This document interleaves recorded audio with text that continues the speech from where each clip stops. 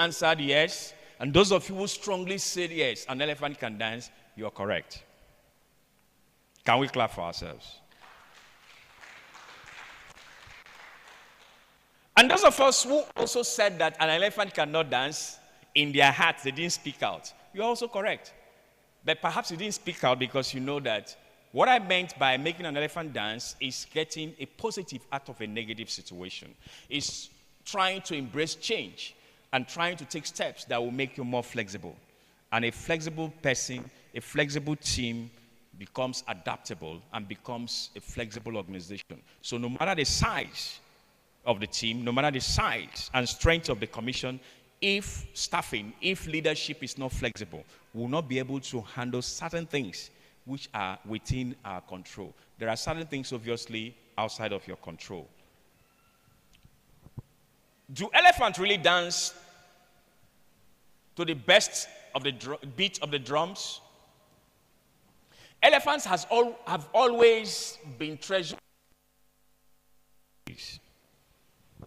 People of Sri Lanka share an extraordinary relationship with elephants, and it spans nearly 2,500 years according to the Mahavansa. Mahavansa is a folklore. They have played an important role. Elephants have played an important role in the history of Sri Lanka and still bears a prestigious place in their culture and religion.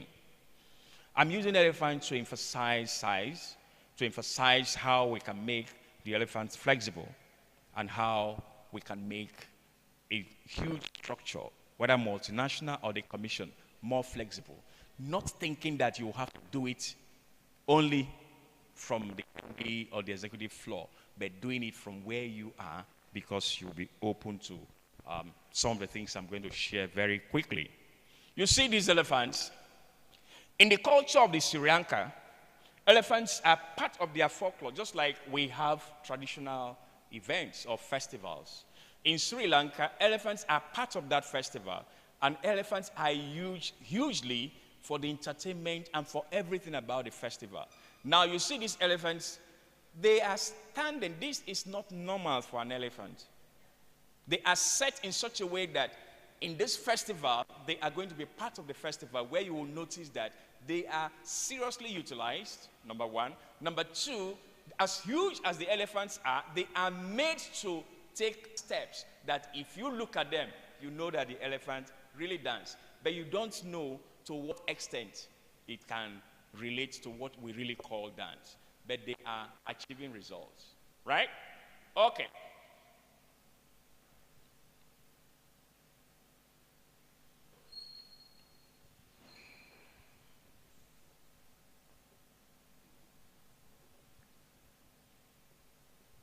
One of the most glamorous occasions in the Buddhist culture. Well,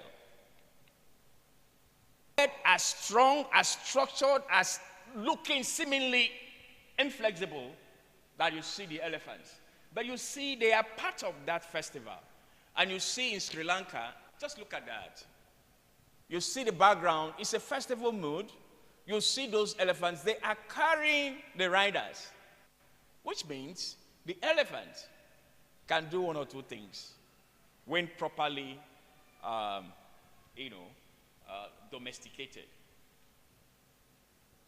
Instead, to us, to onlookers, they will see that the elephant is dancing to this thing. But there's something else happening to the elephant. Now, let's go. These rhythmical body movements often enjoy roaming long distances. Once they display certain behavior patterns which are not displayed by wild animals, it is caused by 1, stress, distress, 2, boredom, 3, frustration, 4, desolation. Out of their comfort zone, creativity, innovation, change cannot happen as long as you remain in your comfort zone. Hello? Your team will never be one with you except some persons whose abilities, proclivities, except some persons who have a closed mindset begin to have an open mindset. They could be stressed, they could be distressed, they could be moved, they could be shifted, they could get angry, but until they get angry, you don't begin to see change. The experiencing frustration. The elephant is experiencing, I am out of my comfort. The elephant is expressing, body territory. This is abnormal to the elephant. Until you do the abnormal, take the unnecessary step in quote, and move your people out of the comfort zone, change wouldn't begin. If you have 10 members taken out of their comfort zone, and the drums are being beaten, the elephants have seem to be domestic. Take care of them, just like horses, just like your pet dogs or cats. There's a way you feed your dog, and whenever you behave that way, the dog is already tantalized. It's salivating. That's what's happening here. The elephants have been moved out of their comfort zone. So their response to them is distress, to them is boredom, to them is frustration, to them is desolation. But because you are moving them out of their comfort zone, they will simply begin to learn new things. Until a man gets out of the comfort zone, he's comfortable even in the mess. In every mess, there's a message. The message is stand up and go. But as long as they're not hearing stand up and move, they are still in the comfort zone. Comfort on table. That's a comfort zone.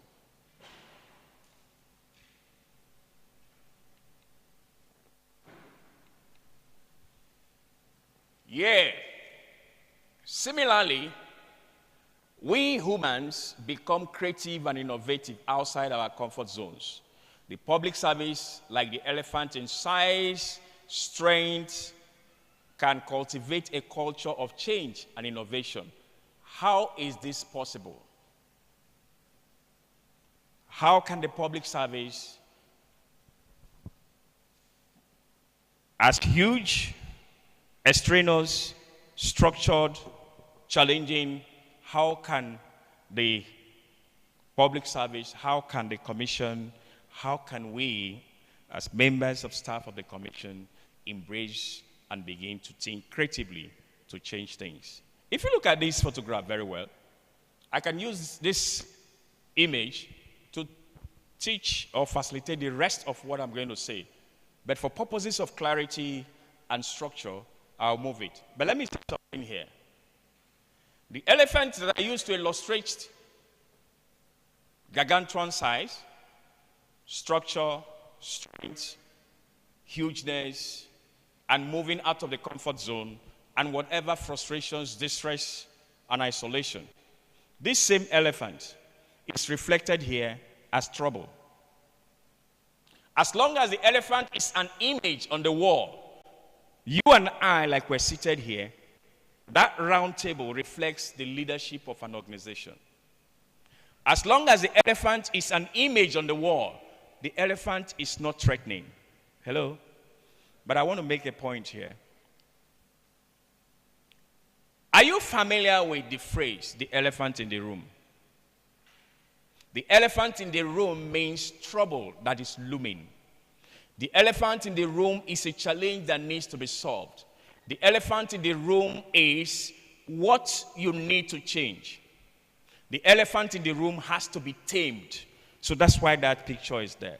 And those people that are around the table are like you. They are going to brainstorm.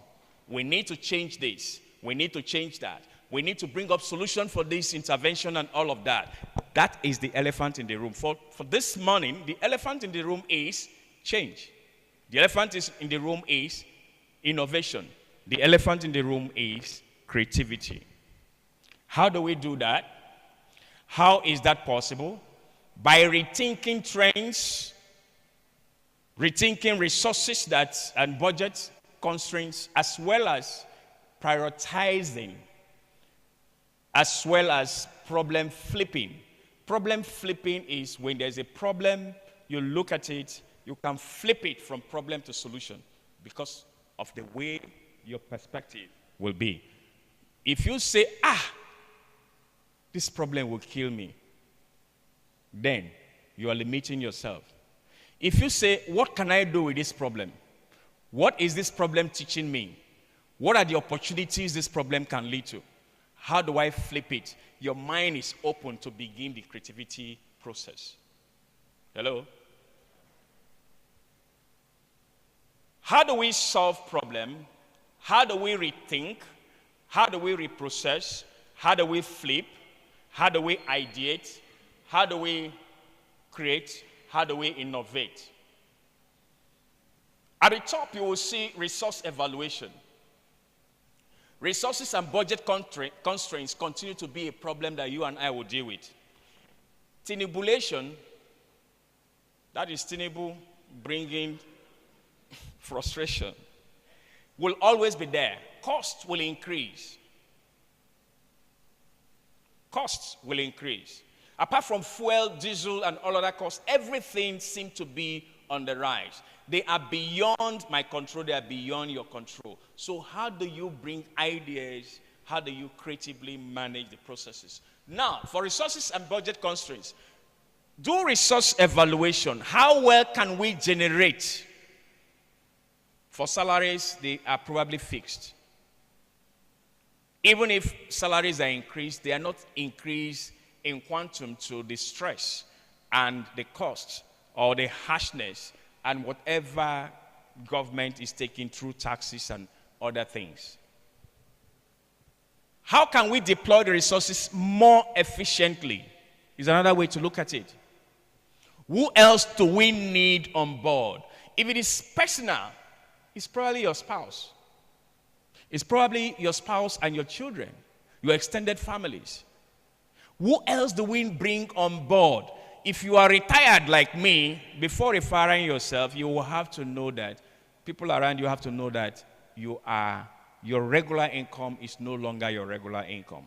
So if you continue to carry the stress when you were getting alert and alawi, you continue to carry same stress into retirement, you will die a death by installment. The Lord help you. So that's what to do. Then if it's about trends, if what you are looking at is trendy, you look at, can we do it another way? Can I do it another way? Can it be done better? How can it be done cheaper? Questions bring answers. Questions will lead you to answers. If you don't ask yourself the questions, you are not looking at the possibility. You will have to internalize the challenges so you can begin to externalize the solutions. Solving a new problem or exploring a new idea. Problem flipping is to my right. Outcome and existing service. What you are presently doing. What can we do to bring about a small change to the present situation? The intervention, the challenge, the problem that I raised before you, the manipulation of your budget. What can you do in a little way to reduce the effect and the damage upon the individual projects? You can save some by thinking smartly. Hello? Because if you allow the situation and circumstance to play its way, it will always bring the same result. And it's not in your total control, but there is an incremental control that you have from your point of service. Any questions so far? Any question? Any question? Any question? All right.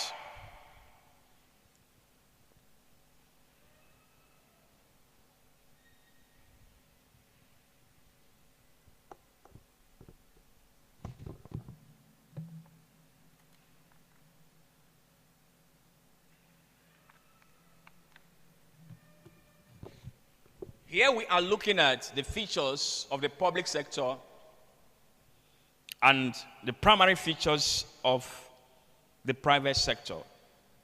So when we talk about change or innovation, we can marry our examples straight to what we are dealing with, which is a public sector organization. Number one, a public sector, no profit motive. but guided by social and political objectives. The intervention projects, the commission isn't looking at making profit, but bringing social justice, bringing social benefits to members of the community. In private sector, profit is usually the primary motive. That's why the private sector is driven by what do we do to cut costs? What do we do to make it better? What do we do to improve? And that's why creativity is more outstanding at the public sector. You don't want to run losses because you are not going to get any subvention. But the public service can accommodate losses. As a matter of fact, become oblivious of losses because the next subvention will come. Number two, the public sector strives towards multiple and often eclectic objectives. The public sector will put our hands into too many things, irrespective. We often don't do, what's that thing called? When you consult community on what's best for them. There's a word. Needs assessment. We often overlook needs assessment and public service because there will always be subvention. The private sector man or woman will not put a product to the market that will not sell, but the public sector will often do so. So private sector, fewer and well-structured, measurable objectives. This private sector have measurable objectives. Often, our public sector have immeasurable. Sometimes we don't even know why we're into such things. We dabble into everything, and these resources are spread too large instead of concentrating in areas where we have the highest impact. As I said to you, those of you who were here earlier, that when we are done, I'm going to give you a template for us to restructure, to design a good feature for NIPOST, comparing it to GIG, comparing it to Singapore Post, and comparing it to South African Postal Service. It is because NIPOST, we all know. There's none of us here that do not have an experience of what NIPOST used to be 15, 20 years ago. But today, NIPOST is a shadow of its own self because it's a public sector organization. Meanwhile, GIG is making it in the same market. Number three, the public sector is less exposed to market forces. It does not change, no matter how shares go up or shares come down. No matter how we say diesel is expensive or not, the commission's generators must run full blast. Hello? Sometimes we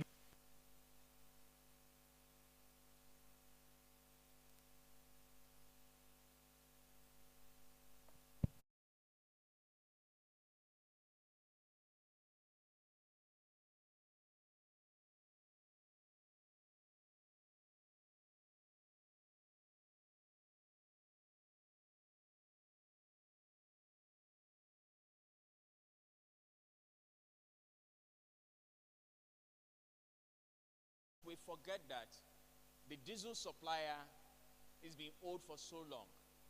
Sometimes the absence of our whoever is in charge to remind the authorizing officers to follow through, it could lead to when the MD or the EDFA is not around, and then we run out of diesel and there's no NEPA light. All of a sudden, the commission will put to darkness. Even that, if that darkness is for only 30 minutes, it's a serious embarrassment. Hello?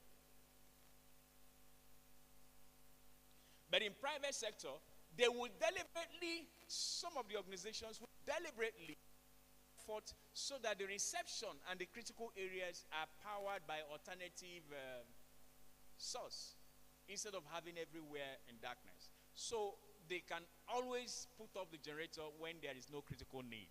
Some private organizations do so. As a matter of fact, most banks now, they have solar. It's because it's private sector driven. Number four, political and equity considerations guide resource allocation. It's not by performance. It's not by need analysis. It's by equity. resource deployment is primarily based on profit maximization. The public sector is supposed to be impact.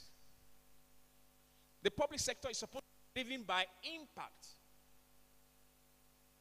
And impact within your development plan. Impact within the area that has been so selected as key areas that we are going to look at in this coming year or in this year.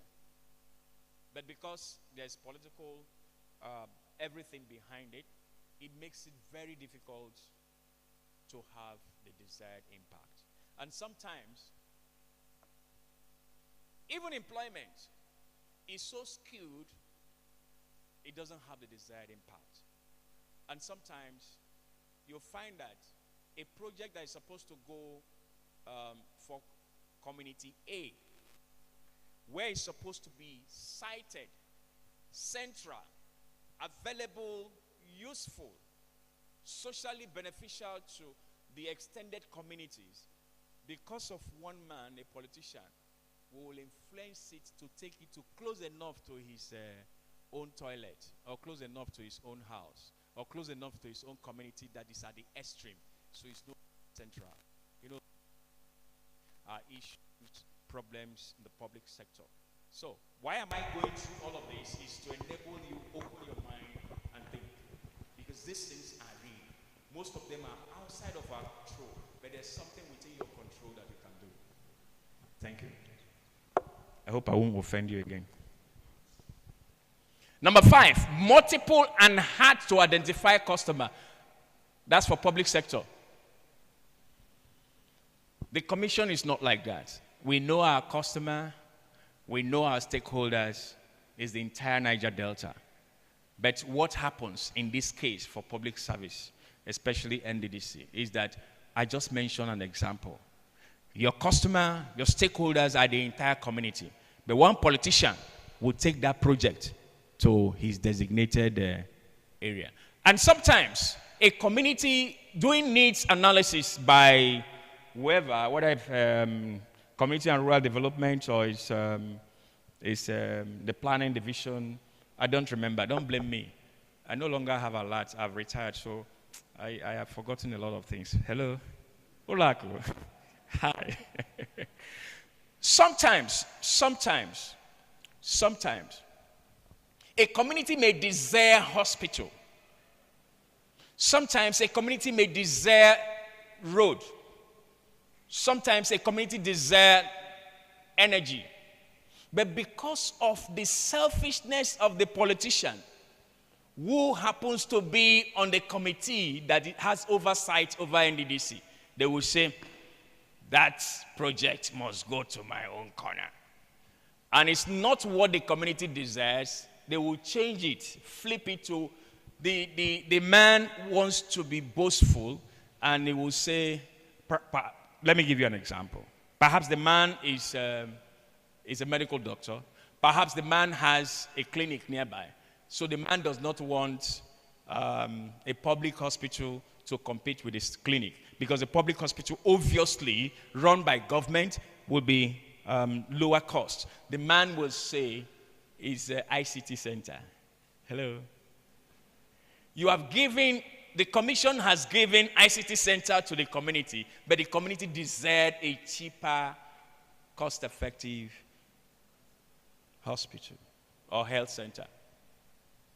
That's a challenge. That's the challenge. Under the private sector, well-defined and identifiable customer base. Number 6, public sector have guaranteed an unlimited resource that drives from involuntary taxpayers. You and I and every other person will pay tax to federal government. In fact, right now, it's even more challenging that businesses are taxed higher. So, whether we like it or not, the commission and agencies like NIPOST will still get their budgetary allocation. Whether they do well, they don't do well. The private sector is not so. Number 7, this one tough. The public sector, the commission is subject to public scrutiny and need to consider the interests of diverse stakeholders. It's no longer so. Because the over-manipulation of the commission, the over-interest and exposure of the commission has even led to the point where some of us staff even give the information for which the commission is maligned. But I put it to you, my experience before I retired is that most of these were caused by political appointees, not key staff. But these days, it looks like there's no difference. Number 8, the public sector or the commission has no motivation to take risk or risk averse. Just anything. Just anything. And therefore, we are not well guided. If I go back to number 7, public scrutiny, the public scrutiny that the commission gets most often, the strongest ones are very personally driven, either by the community people or by the bias of one or two persons, or they are driven by a National Assembly member who has not gotten his or her own benefit, or suspect that their colleagues have received and they have not received. It's no longer objective scrutiny.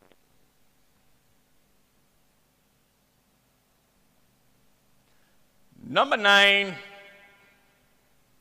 the manager of a public enterprise acts more as implementer of policies with little or no strategic decision-making power.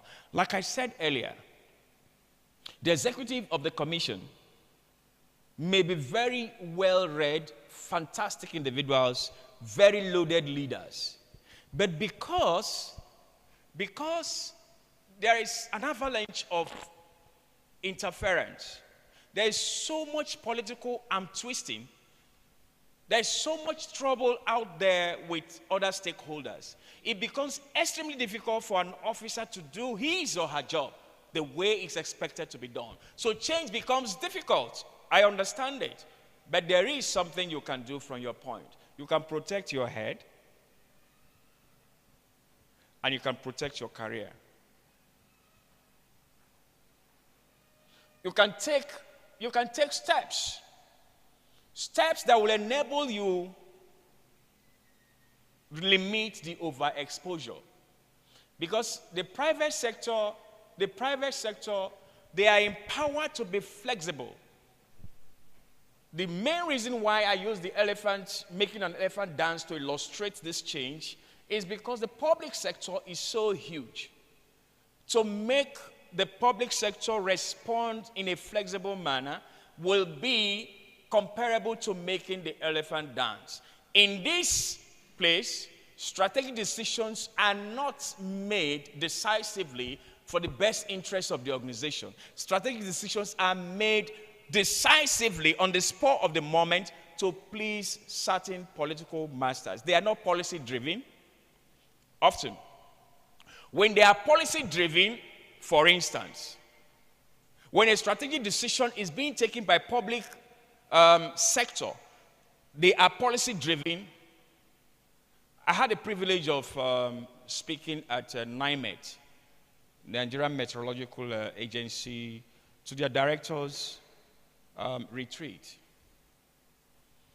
And I'll give you an example of what happens. We were doing a case study. The hall became very rowdy. And one of the assistant general managers came to whisper to me while the hall was rowdy. Some persons on my right were calm. They were not talking. They were not contributing to the case study. And the persons on my left were very aggressive and, saying so many things. And someone stood from the middle and tried to stand up to, assault the person on the left. And I was wondering. I took a break. When the hall came to some kind of calm, one of the assistant general managers walked up to me and told me that the case study I chose for NIMET, analyzing the aviation industry under Hadis Siriki, that was before he was the EFCC and whatever began to arraign him. He said that was very, very volatile. And as we went on to analyze the case of the aviation industry and Air Nigeria, a lot of things were coming up. Why? Because during the employment, Hadi Sirika, the then Minister of Aviation, had employed 80% of non-competent people on basis of political patronage. Only 20% were competent people. And among the 80%, there were some of those who couldn't, write a good sentence. And one of them was made to head a particular department. And everything was in shambles. Why am I saying this? It was politically motivated. It was not policy driven. Similar thing can happen to any public sector. That's what I mean. While it will happen so dangerously and so bad to a particular agency, is because that person is not a forward-looking leader. Why it will happen will have less impact on another agency is because that leader will know how to inyendeba. Hello? So, here we are. I'd like to take your questions before we go to the next one, and hopefully I'll run through the rest of the stuff so we can do the case study, if that pleases you. Let me take your question. Contribution. Sure.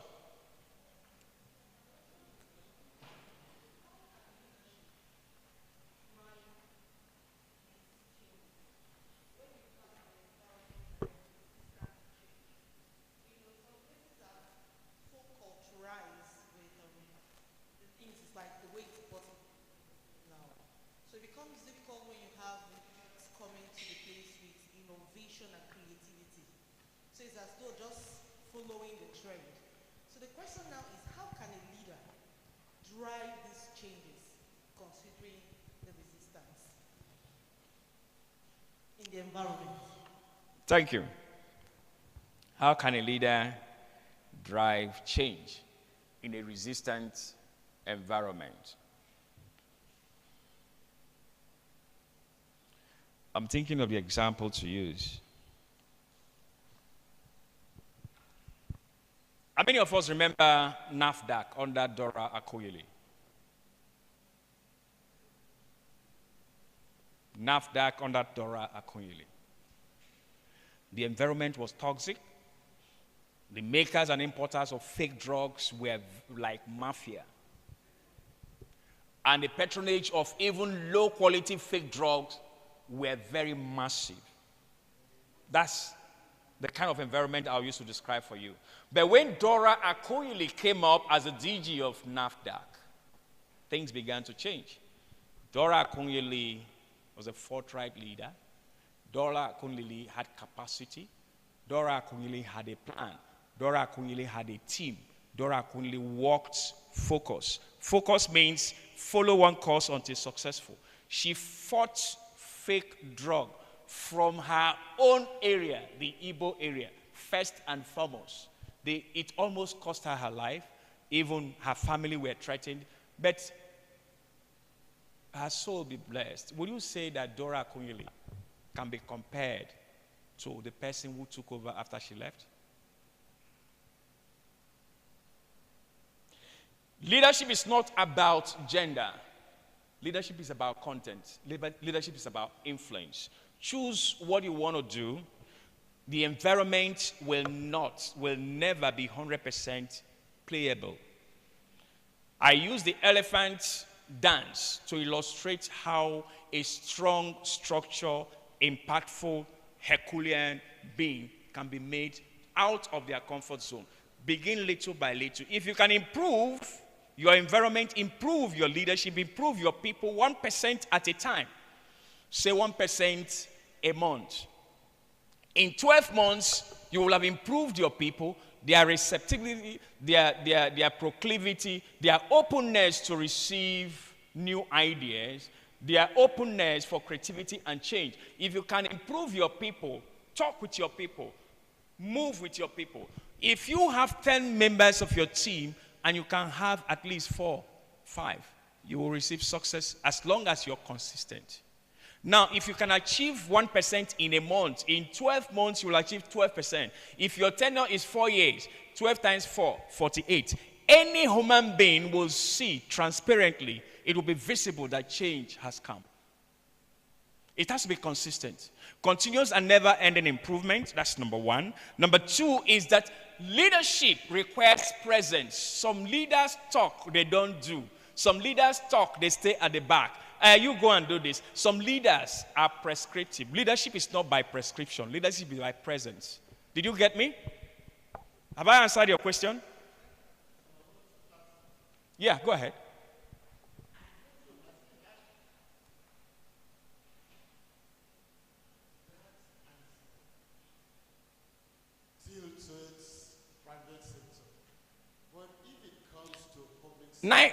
NAFDAC is not private sector. Okay. Okay. When you have the directors there, and you now have board and the management, you are a director, you've been in the system, you learn step by step what to do or what to act or what to introduce to make the system grow and keep to the objective of which it was established for. Then there's a board coming for maybe 2 or 4 years. And the objective of perhaps the mandate or the objective is different.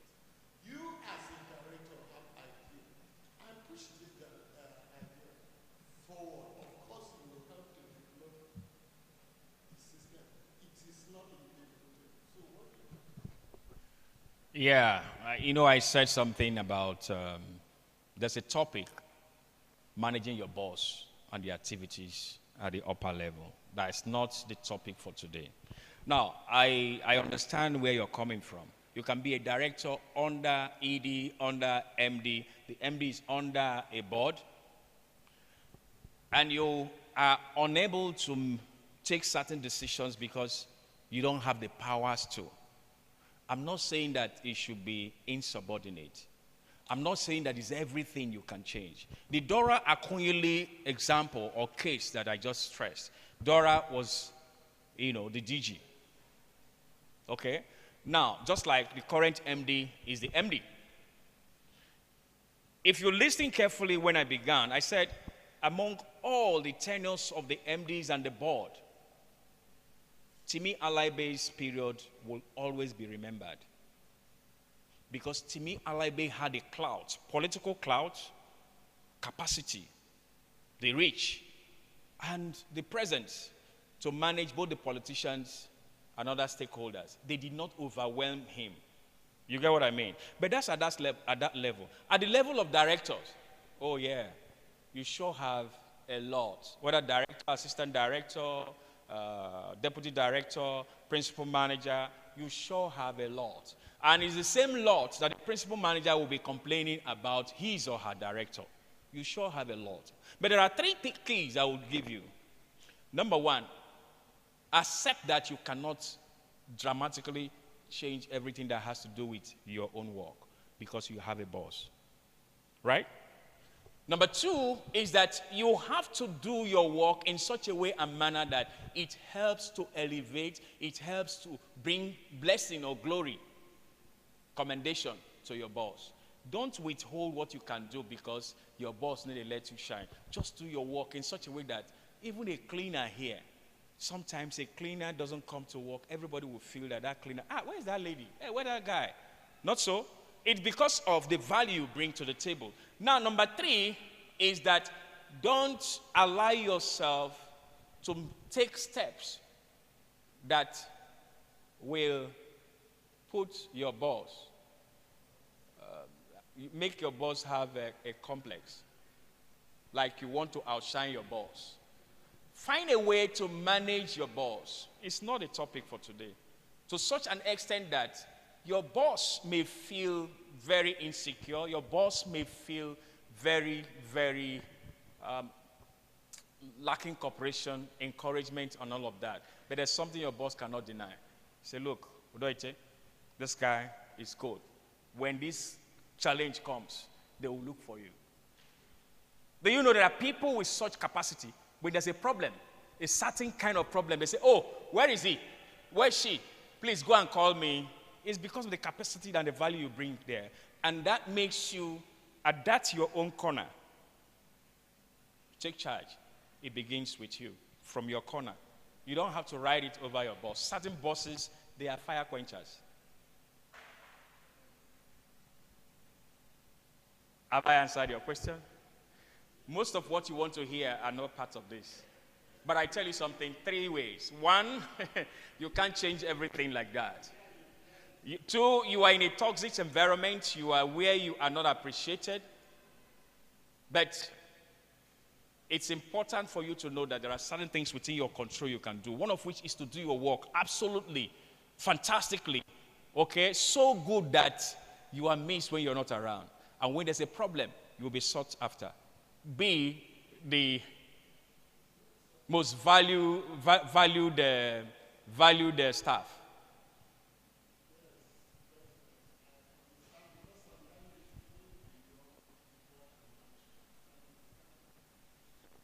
Okay. Well, at least we understand. There are certain things I shouldn't say. Okay? All right. Next question. Next question, please. Okay, sir. Well, why? Sit down, sit down. Director, sit down. No.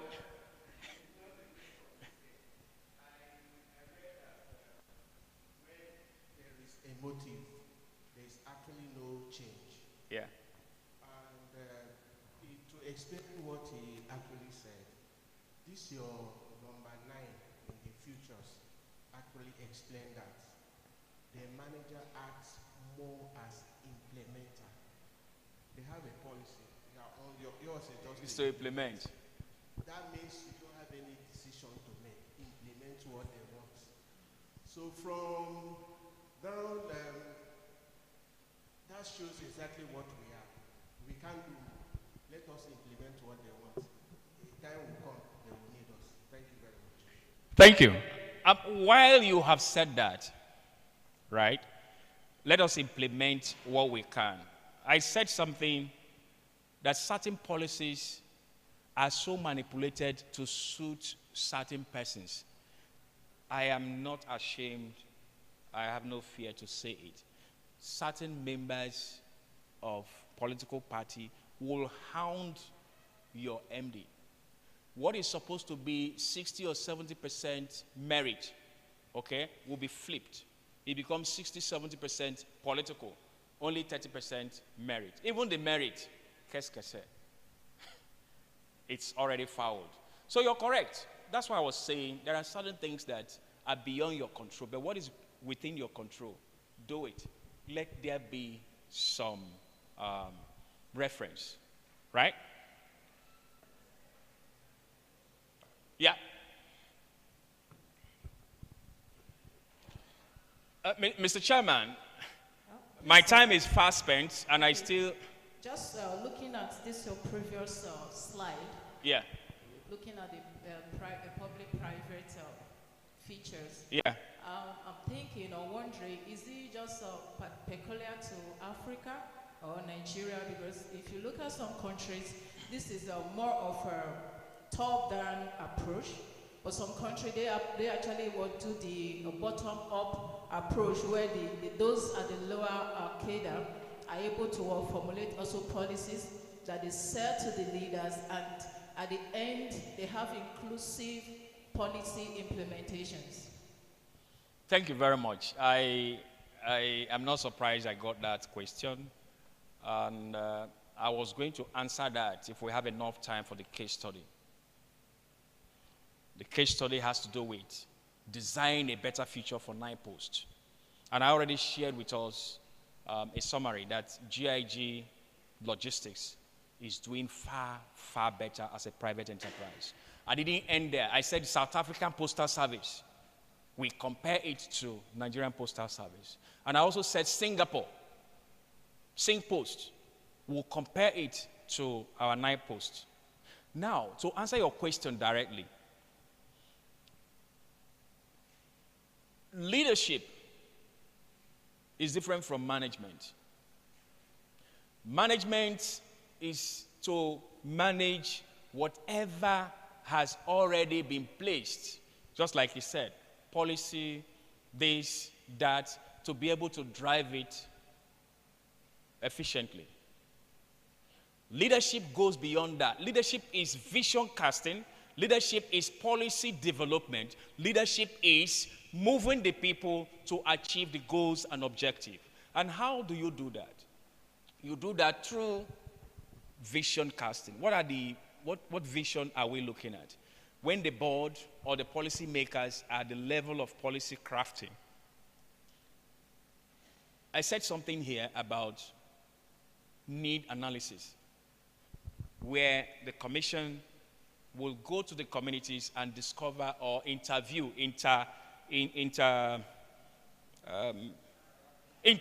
and interact with the people to know their needs. There are certain level of policy which is not exposed to the lower officers. That is exclusive leadership cadre. That because leadership strategy is a general's function. General in the army is at the top. So when you talk about bottom up, yes, there's part of the policy that you do consulting. You consult the people, you take the team, you say it's all inclusive because you get their buy-in, you will amend certain things you have placed. But because you don't know from the bottom up, you consult those from the bottom up. There are certain requirements that only the leaders can do. So it's a potpourri. It's, it's orishi, as they say. Oh, okay, to use the best trending this thing. Inyendeba.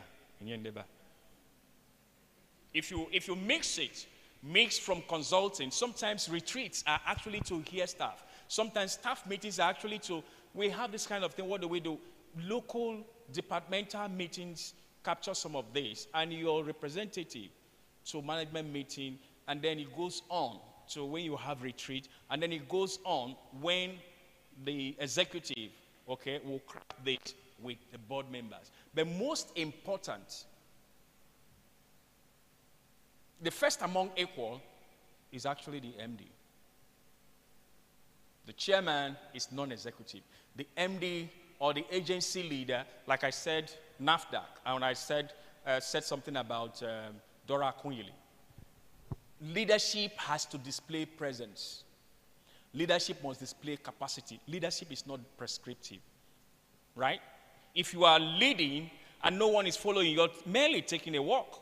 So if you're prescribing, do like this, do like that, and you are not monitoring, we'll get to that. That's why I'm in a hurry to let's get out of this. I will show you what it takes to execute change and what the leader or the person who wants to change must take into notice or take into consideration. So public entrepreneurship is the process of introducing innovation, generation and implementation of new ideas in the public sector. It includes the provision of healthcare services, water services, security and other emergencies, transportation, climate change initiatives, as well as provide other services addressing social needs by managing public resources effectively. Your medical intervention is part of it, social benefit, right? Okay. Oh, dear. Consequent upon the above, a public entrepreneur is an agent or a person that creates public benefit. You are an entrepreneur. You are a public entrepreneur if you create public benefit.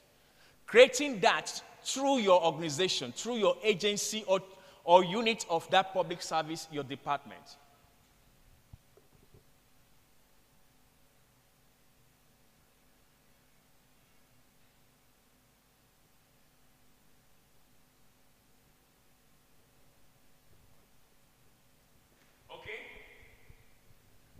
Now, furthermore, intrapreneurship. Take note, the popularly known is EN, entrepreneurship.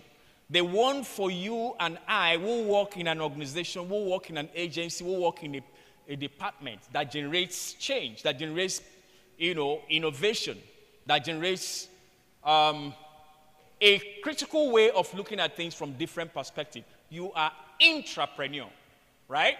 So, which is a derivative of the entrepreneurship that can be used to appropriately describe this agent. The public servant as an entrepreneur, intrapreneur, has a specific combination of characteristics that make it unique on its own. This uniqueness stems from the fact that entrepreneurship operates within an organization. Entrepreneurs operate within an agency. They operate within a unit of government service, right?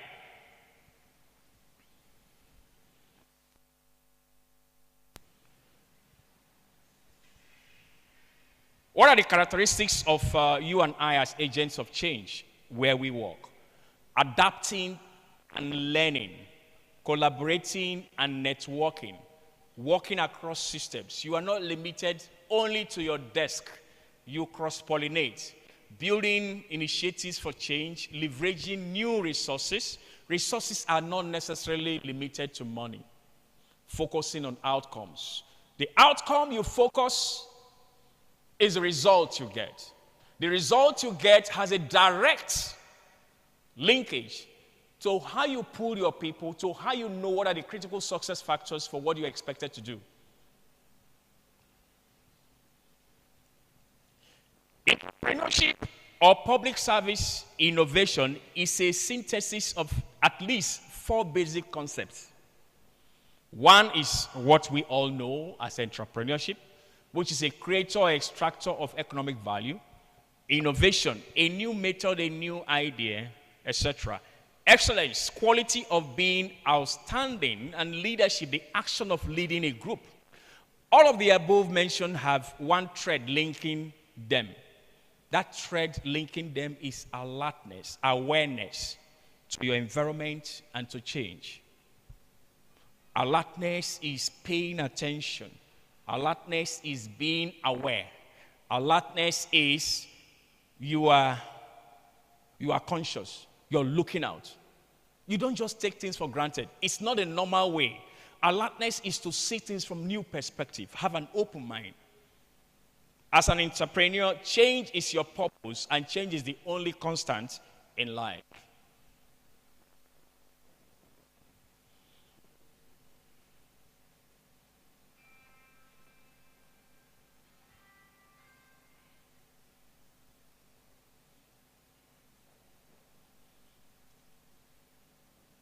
Is it that the battery isn't working well?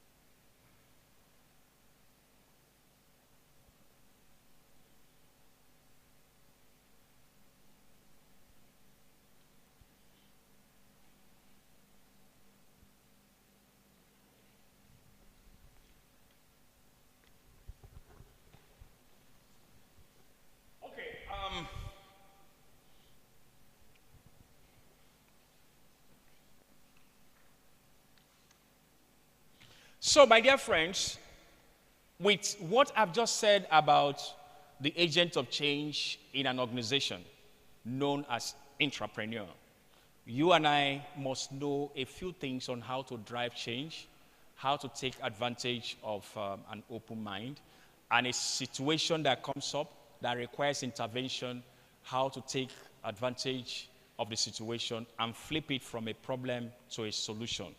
Now, look at this. It's about a government department or agency.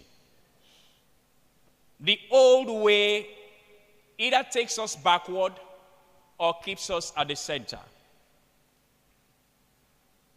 The new way will move us forward, and the new way is embracing change. Between the old and the new, between the old and the new, there's a transition period. This transition period is a period that I said to us, if you want to see change, be the change yourself, number one. Two, you have to do audits of your environment. That is awareness setting, evaluation. Okay? Now, could you help me? Yes. If you want to look change in an organization, if you want to be effective, these 4 steps must be taken very seriously. I will play shortcut video for us while preparing us for the case study. I probably will introduce it and give us certain guide. Okay? If there's enough time, fine. If there's not enough time, what you get from here and what you have gotten so far will enable you create a future that will take you up. Please go back to that slide, please. All right, leading change in an organization. Number 1 is awareness. You must do system examination or system audit. Where are we? What in the past? If you remember when I started this section, I said a forward-looking leader must manage the present, selectively forget the past. To selectively forget the past, you must do an audit. Helps you to take the best of the past and help you to selectively forget the worst of the past. But to selectively forget the worst of the past, you have to do an audit. Why did this happen? What went wrong? How can I correct it? How may I avoid it? That is system examination. And then performance evaluation. What are the key performance indicators and what members of my team did not do well? Or what did I not do well? What can I do better? Who do we need on this team that will enable us do better? You remember I said something like that? Who do we need? When we are doing a problem analysis, who do I need on board? So if you do that, it will help you move to the next, which is clarity. Smart definition of what you want to achieve. You must have goals, you must have vision, you must have objectives that you want to achieve. Those objectives must be very well understood and made clear to your team. If you do not make your team understand where you are going, their participation will be limited. In strategy, it is called implantation. No matter how lofty your goals, you must implant to your people, they must be on the same page with you. In terms of communication, in terms of understanding where we are going to. Never mind, it's not everybody that will move with you on the same speed. What and why must be well communicated. Purpose and value must be well communicated. Communication, communication, communication. Communication is not informing them. Communication is not instructing them. Communication is not just to leave the information for anybody to pick. Everybody must be given the same level of information, even though there is another range of information for supervisors and for leaders. But everybody must have depth of what they are expected to do. The next is implantation, just like I said earlier. Implantation is that level where you deepen the information, you deepen the expectations. So we're all on the same page. And then you enhance employee engagement. Like I said earlier, who do we need on board? If the persons have not performed well, this is HR now, a leader must have that, become sensitive. How can I bring these persons closer? Because sometimes the problem isn't with the followership. The problem isn't with the leadership. The problem is with the followership. Because, the problem is with the leadership, not the followership. Because the leaders sometimes are selective on who they give certain assignments. They give certain critical assignments to those who have no capacity of performance because they are simply parochial, or they are expecting that, let me groom only my own tribe. It doesn't work. Competency has no respect, has no restriction, and doesn't clap its hands in inefficiency. The next one is about focus.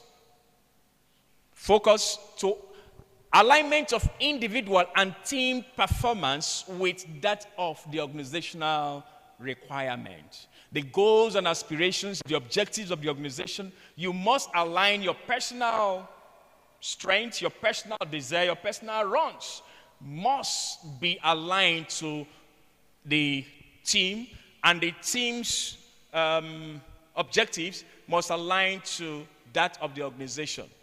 I said earlier, using the football team as an example, a dribbler and the best 3, 2, 4 players, as long as they are recognized as very good, skillful, if the team does not win the game, it's babash.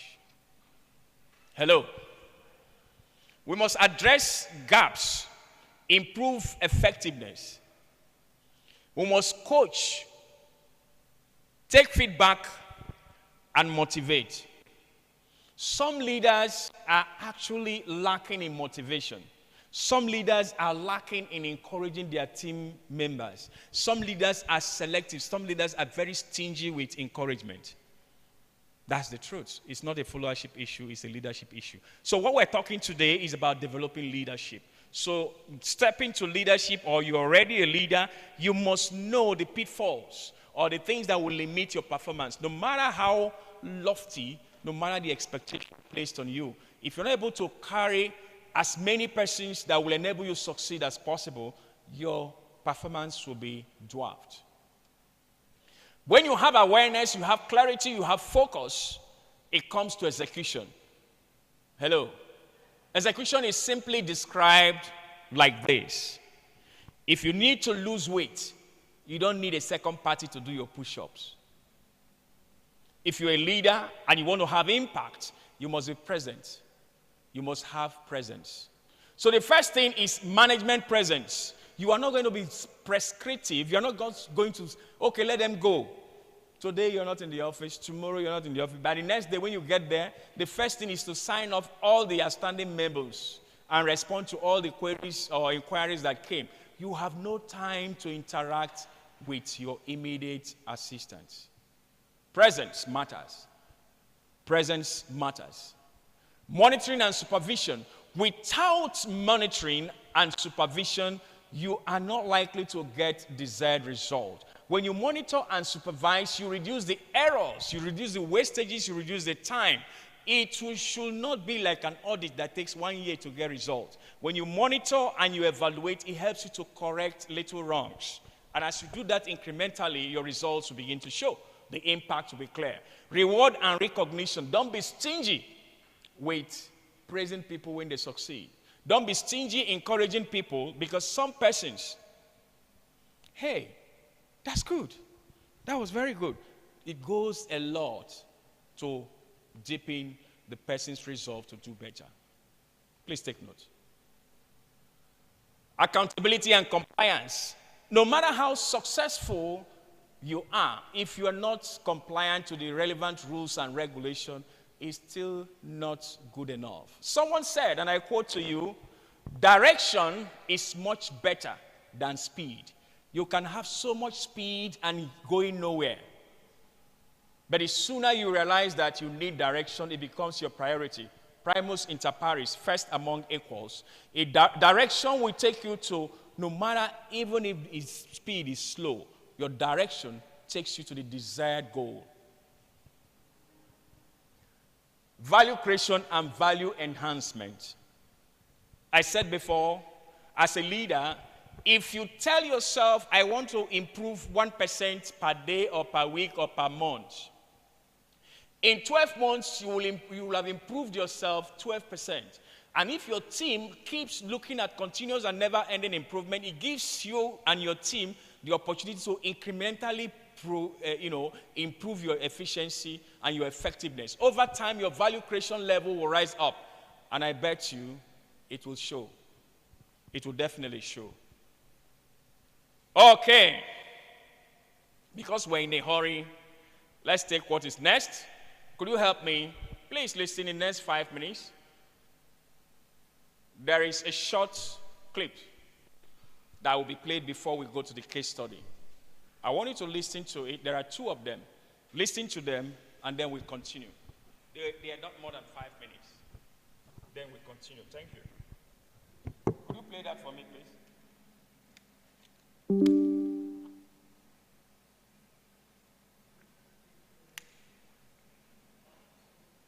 In almost every industry, businesses need to innovate to stay competitive. But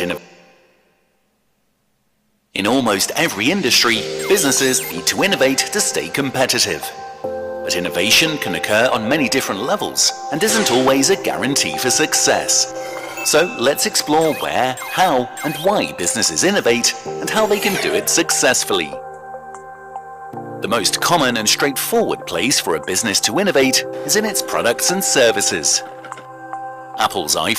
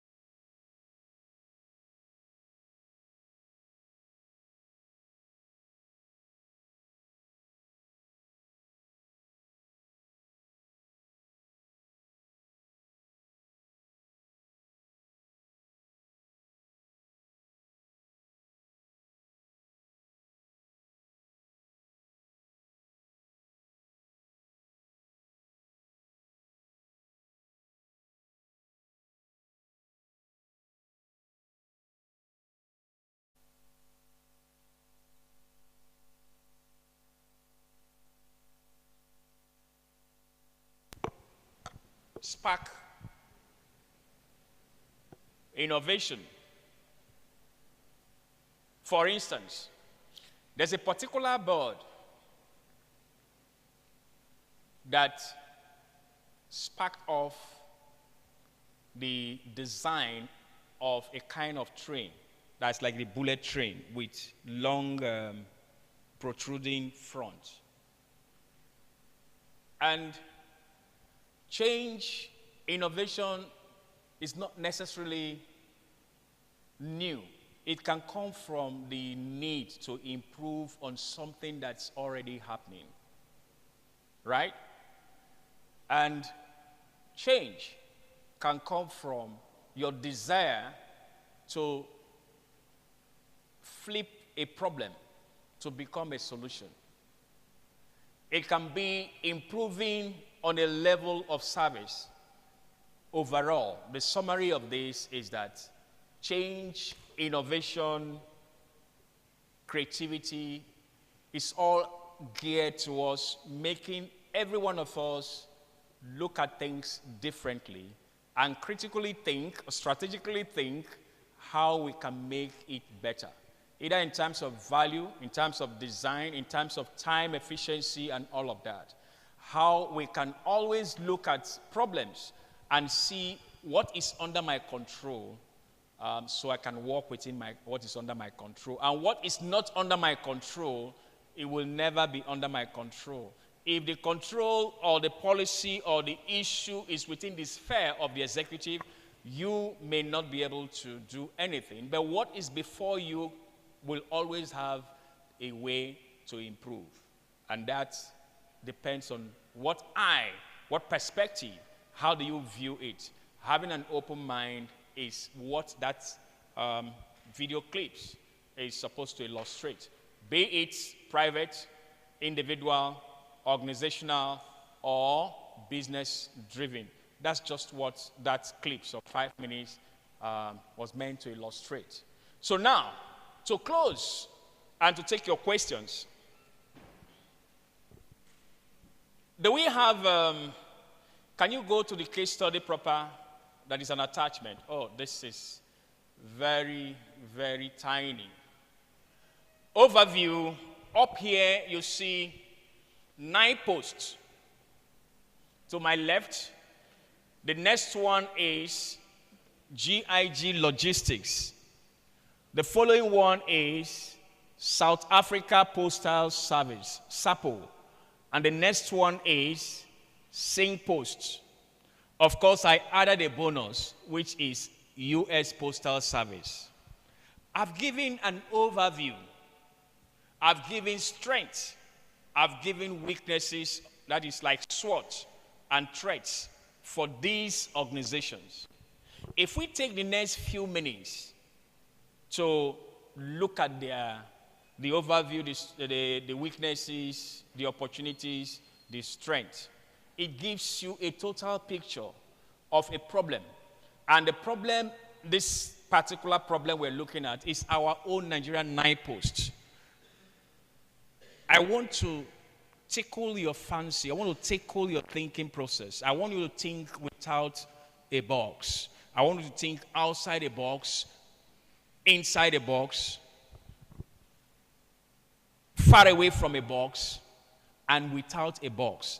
So when you begin to bring out certain clear information that are necessary, that are critical, it helps you to develop, or you have already developed that critical, deep, divergent thinking. It helps you now to build a process for problem flipping, analysis, consciousness, and it helps you to be solution driven. Number 1 is overview. The Nigerian Postal Service, abbreviated as NIPOST, is Nigeria government-owned and operated postal company. It is responsible for private postal service in Nigeria. It offers a wide range of services, including domestic and international mail delivery, parcel service, and financial service. Can you go up or scroll it down?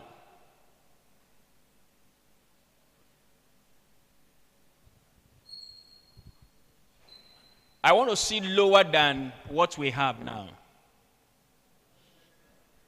Please help me.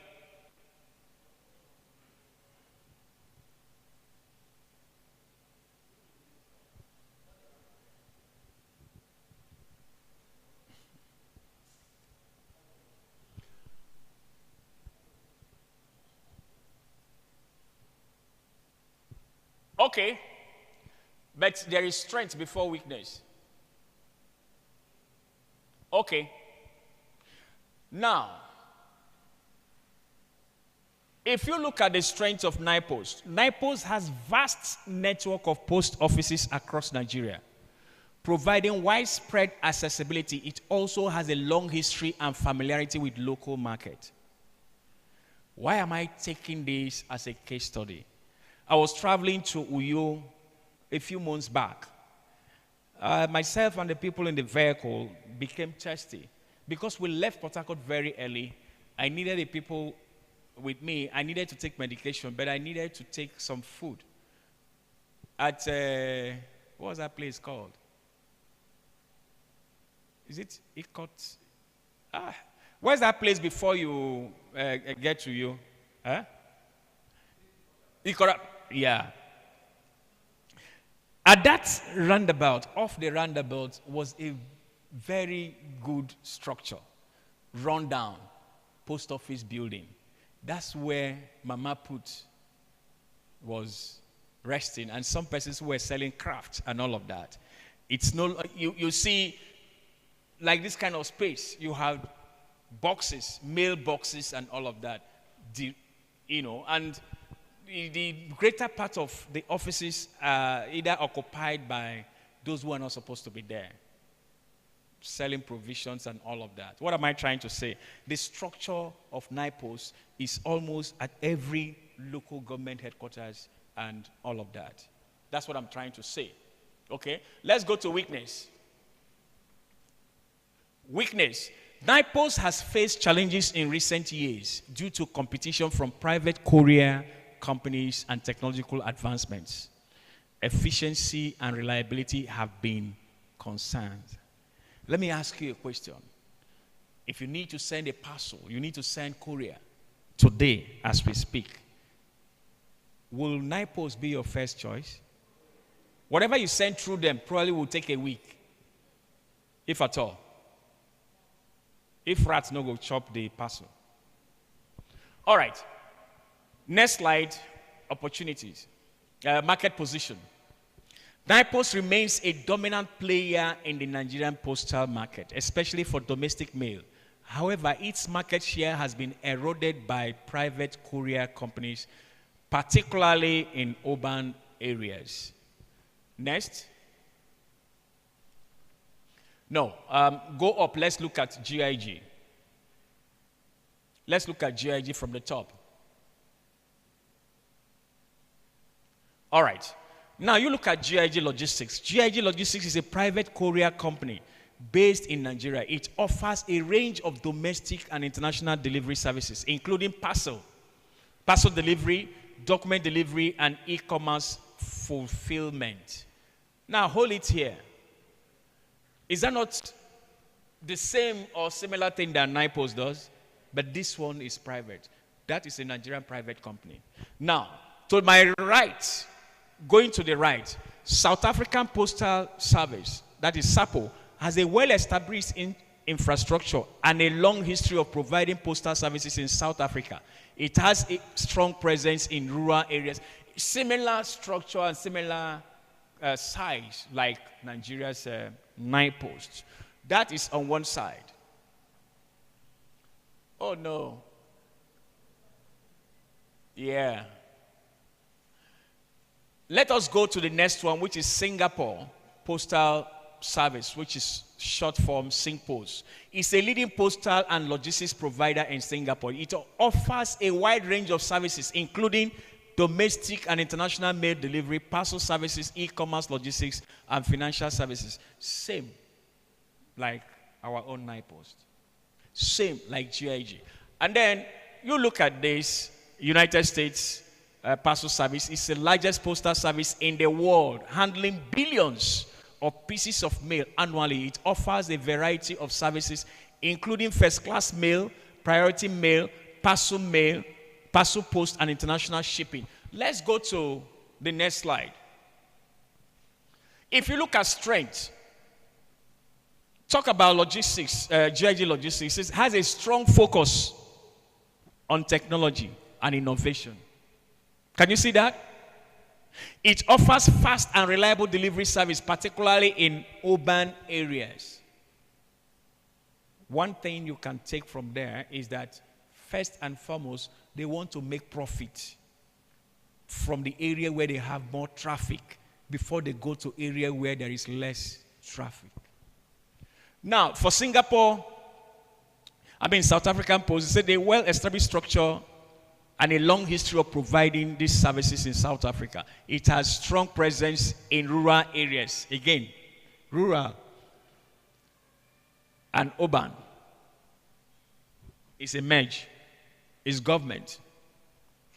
Now, if you look at Singapore Post, it's renowned for its efficient and reliable operations. It has a strong track record of on-time delivery and high customer satisfaction.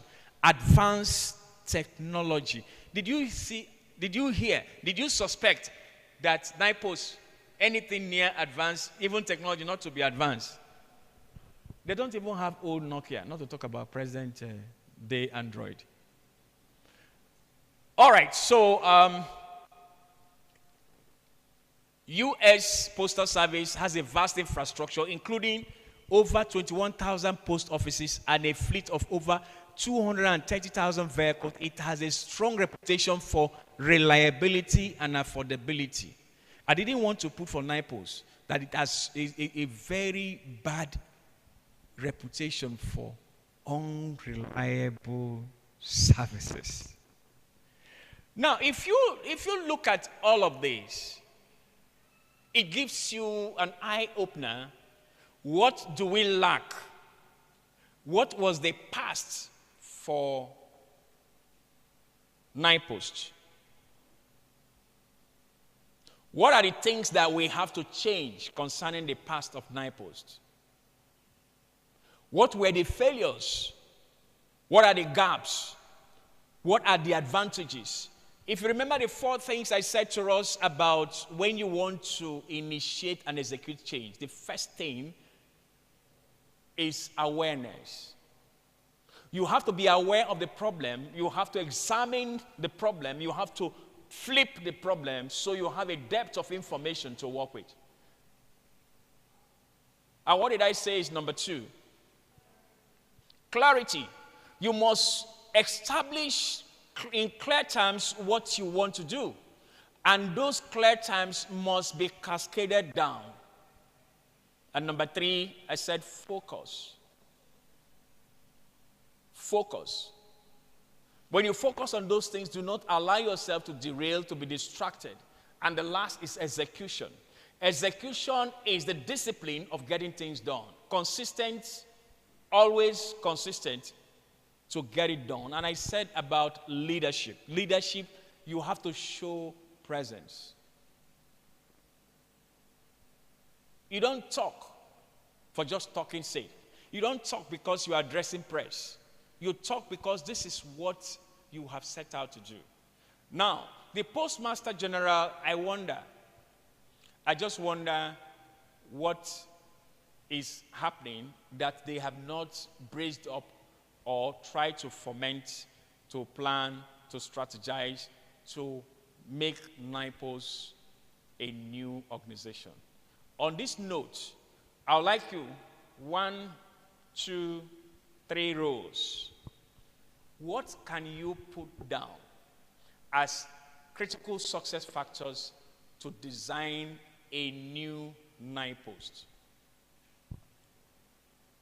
By my time, I have less than 6 minutes, so I have to leave.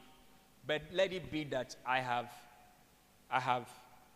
tantalized you to thinking how you can design a new future for NIPOST, assuming you are being appointed as the Director General of the new NIPOST. What will you do differently?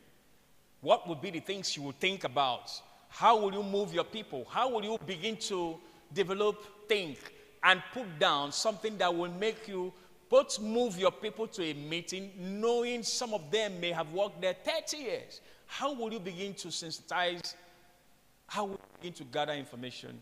What do you think as a leader at this level that are the steps you will take to create a new NIPOST? It's up to you. I'll take your questions. Thank you.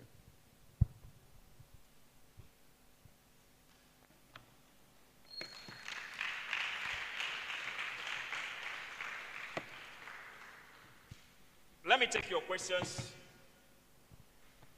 in the next 5 minutes, so I don't bite into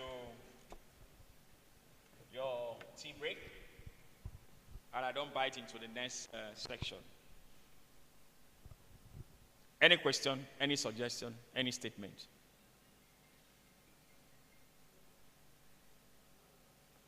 Wow, I'm very sorry if I disappointed you. But if you're still thinking you have a dream, please wake up. If you don't wake up, you can't actualize your dream. So wake up, let's talk. We have 3 minutes more. Any question? Whether it concerns this or it doesn't concern this, as long as it concerns leadership, strategy, I'll take your question. All right.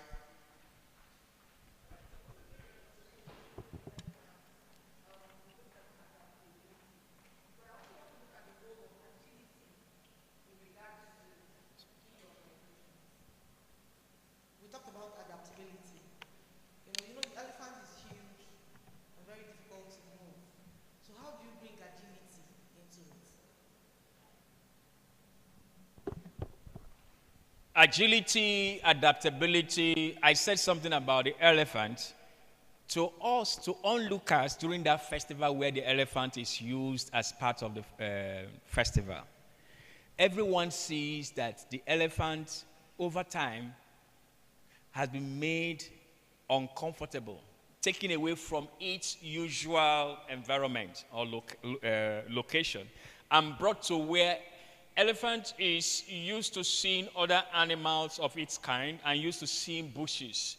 Elephant was never used to seeing human beings. But like horses, the elephants have been, over time, moved from their comfort zone, which is the bush, the forest, to where they now inhabit with animals. Over time, they began to show distress. Over time, they began to show frustration. Over time, they began to show discomfort.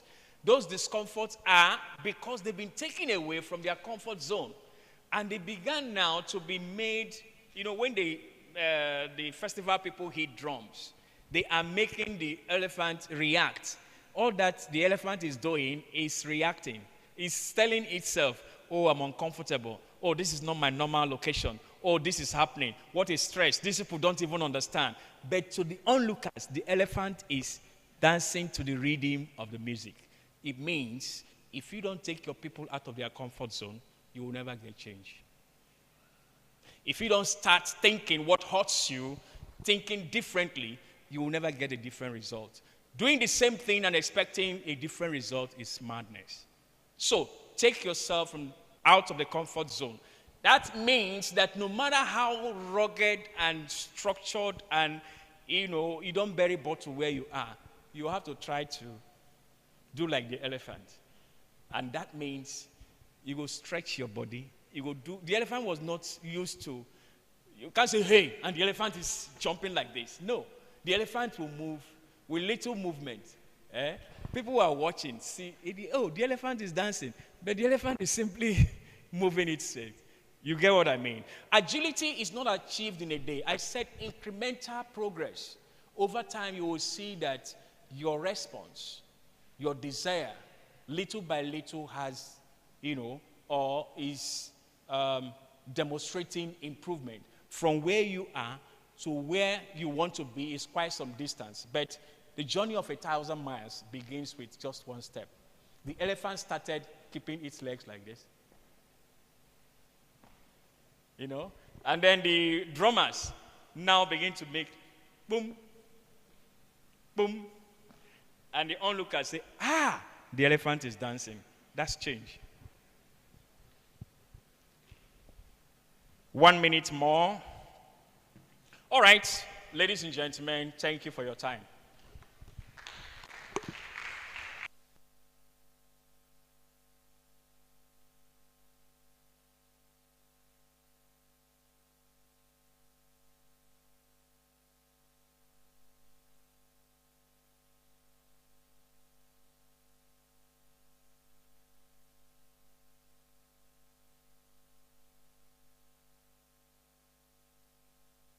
Call you president. It's in Nigeria, only in Nigeria they call ex-president. In America, you are president for life. So, once a director, always a director. Thank you so much, sir, for taking out the time to be with us and for the knowledge that you've impacted. I'm sure there are some people who are protesting that instead of us doing a case study for NIPOS, maybe we should do for NDDC because the people are aspiring to be managing directors, what they will do when they become there. But it's not always the same when you get there. Somebody said there's a voice in the chair where they appoint you to. All the things you know, once you sit in that chair, the chair starts speaking to you. So they don't do these things like that. I am sure that chair is only in Nigeria. Thank you very much, ladies and gentlemen. It's time for tea break. So we'll just quickly get to the hall by the right as you exit this hall. And you just queue up, take your tea break, and then we'll be back here in 30 minutes. So that we can wrap up this class. And I want to plead with you. I don't know, should we take the group picture now or after the meal? Because some of you start disappearing. Yes, I said it. Should we take it now? And we'll go for the tea break. We take the picture now. Inside here, right? So that somebody will not disappear.